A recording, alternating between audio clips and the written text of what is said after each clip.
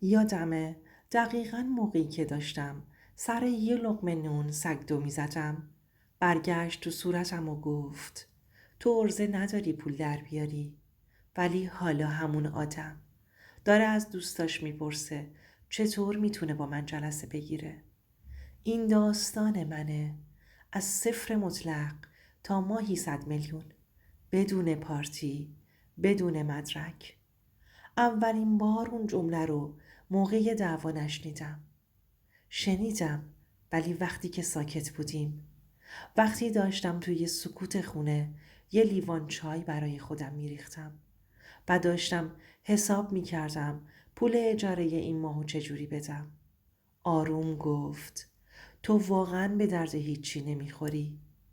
نه کار درست و حسابی داری، نه درآمد. اسمش الهام بود. دختری که فکر میکردم عشق زندگیمه.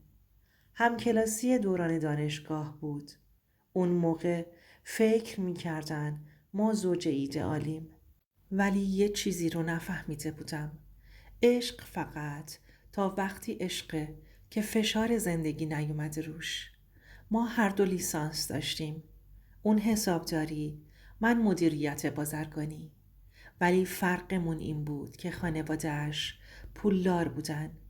من پدرم مکانیک بود با دست‌های روغنی. بعد دانشگاه ازدواج کردیم. خودم رو انداختم وسط بازار. از پخش جوراب تا بازاریابی بیمه. هر چی فکر کنی امتحان کردم، ولی پول درستی در نیاوردم. نه رابط و ضابطی داشتم، نه تجربه‌ای. 3 ماه اجارم عقب افتاده بود. یخچالم بیشتر هوا داشت تا غذا. من شبها تا دیر وقت بیرون بودم که 2 مشتری پیدا کنم.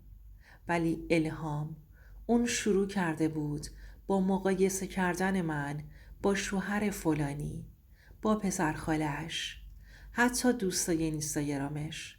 یه شب وقتی دیدم داره گریه میکنه با گوشیش، پرسیدم چی شده؟ با صدای خفه گفت اگه عرضه داشتی منم الان یه زندگی درست و حسابی داشتم. اون شب دیگه خوابم نبرد. الهام زیاد طولش نداد.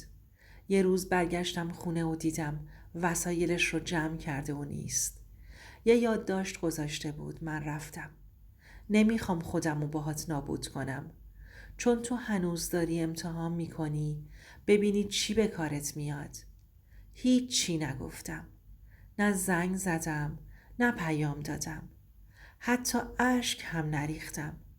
فقط نشستم وسط اتاق.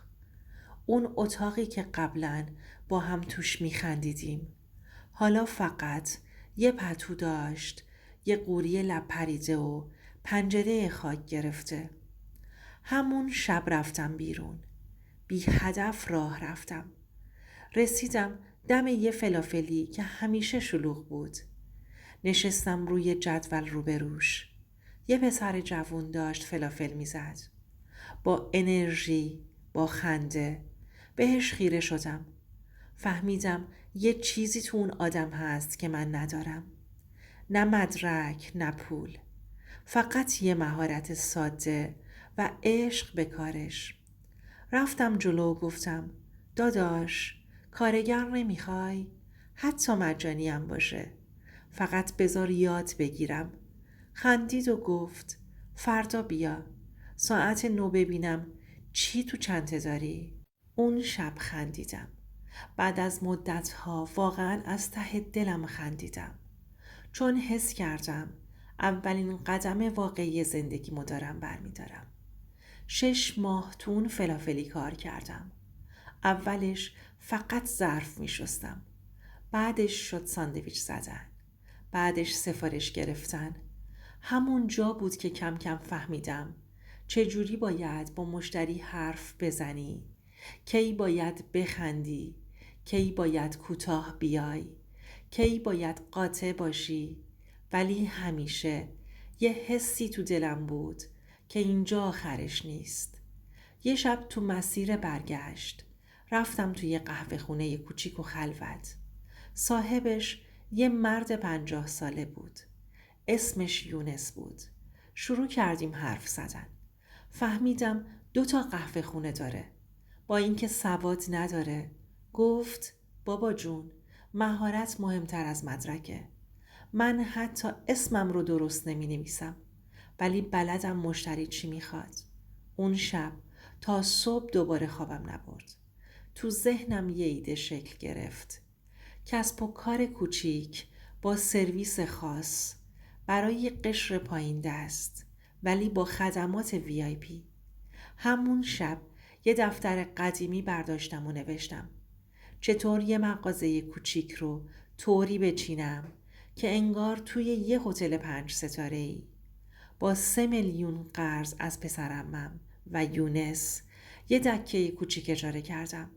توی یه کوچه فرعی. جای خوبی نبود، ولی سقف داشت و برق. اسمشو گذاشتم فلافل VIP. با نوار چسب روی شیشش نوشتم سرویس با احترام، غذای تمیز، رفتار شایسته. اولش همه میخندیدن. VIP تو کوچه خاکی. ولی یه هفته بعد یه زن بچه دار اومد. گفت اینجا تنها جاییه که احساس میکنم یکی به من احترام میذاره. همون یه جمله به خدا برام بیشتر از یه اسکناس 50 تومانی ارزش داشت. کم کم مشتریام زیاد شدن. بعد از 8 ماه سود کردم. دکه دوم زدم نزدیک دانشگاه. یه منوی خاص طراحی کردم. نوشیدنی سنتی رایگان هم دادم کنارش. فقط با ایده احترام و تجربه هایی که از فلافلی و قهوه خونه یاد گرفته بودم. الهام چی؟ اون موقع یه بار اتفاقی دیدمش توی پاساژ. با یه نگاه تحقیر آمیز رد شد. ولی من فقط یه لبخند زدم تو دلم و گفتم اشکال نداره. بعضی ها باید برن تا خودتو پیدا کنی. الان 3 مغازه دارم. 2 کارگر رسمی، یه آشپز ثابت. دوره آموزشی هم آنلاین رو انداختم برای کسانی که میخوان مغازه کوچیک بزنن. ماهی 100 تومن در میارم. بدون مدرک، بدون پارتی، فقط با فهمیدن یه چیز. مشتریا دنبال غذا نیستن، دنبال حس خوبن. چند وقت پیش یه پیام تو اینستاگرام اومد از یه اکانت فیک. نوشت تو موفق شدی، ولی من هنوز موندم سر همون زندگی لعنتی. مطمئن نبودم، ولی حس می کردم از طرف الهامه. جواب ندادم. فقط رفتم تو آشپزخونه و به کارگرم گفتم برو یه استکان چای بیار برام.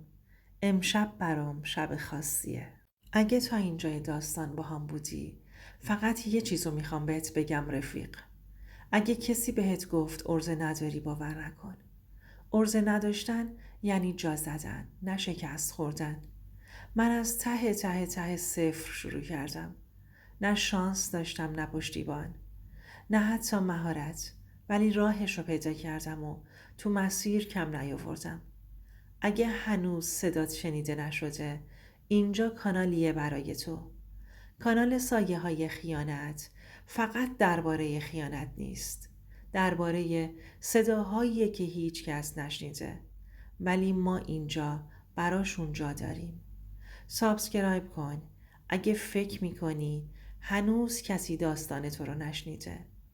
چون اینجا قراره قصه آدمای واقعی گفته بشه، نه فقط قهرمانای تلویزیون.